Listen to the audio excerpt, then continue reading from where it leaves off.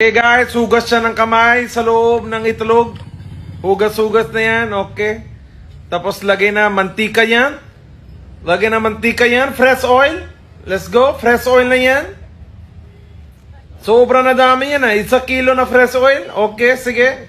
Kuha na siya bread loaf. Loaf bread. Okay. Kuha na siya, kinamay niya na yan lahat. Okay lang, sige. Normal natin ginagawa yan, pero nagtitinda sila. Kumuha siya ng patatas at nilagay niya sa loaf bread. Oh my God. Kinamay niya na. Wala bang kutyara at tinidor sa India? Oh my God. Tignan niyo yan, oh. Kinamay niya na yan ng husto.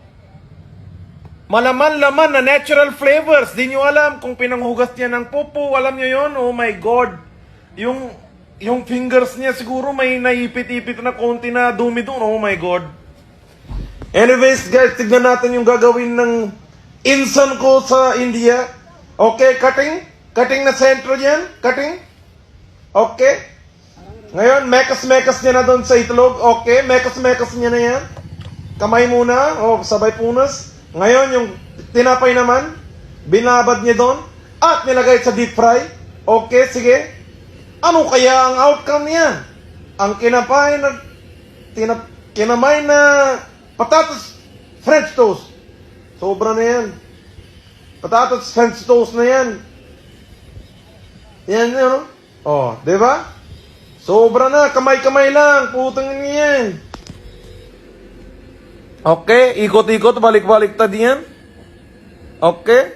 Frying na yung loaf bread natin. Very deep fried na French toast yan. Pinalaman na kamay na patatas. Sobra na dumi kamay na patatas. Grabe yan, guys. Sobra na yan. Okay. Okay, lumulobo na sila.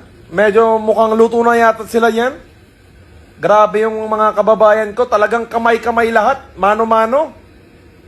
Wala na kailangan na utensils yan. Okay. Lalabas yan, ha? Okay, kinamay niya ulit. Okay.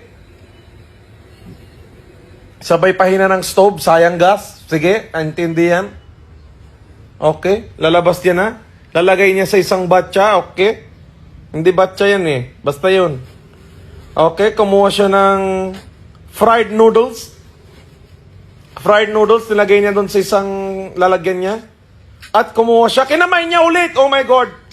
Mekas-mekas, kumuha na konti sauce. Mekas-mekas na yan. Okay, anong gagawin niya diyan? Oh my God. Kinamay niya ulit yung ibebenta niya.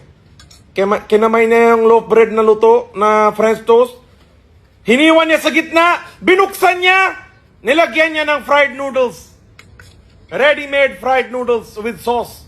And yes, sauce again. And meron na konti dumplings yan. Sabihin natin chicken nuggets kunwari. Sauce ulit. Yan sir, kain ka na yan. Sobra na sarap.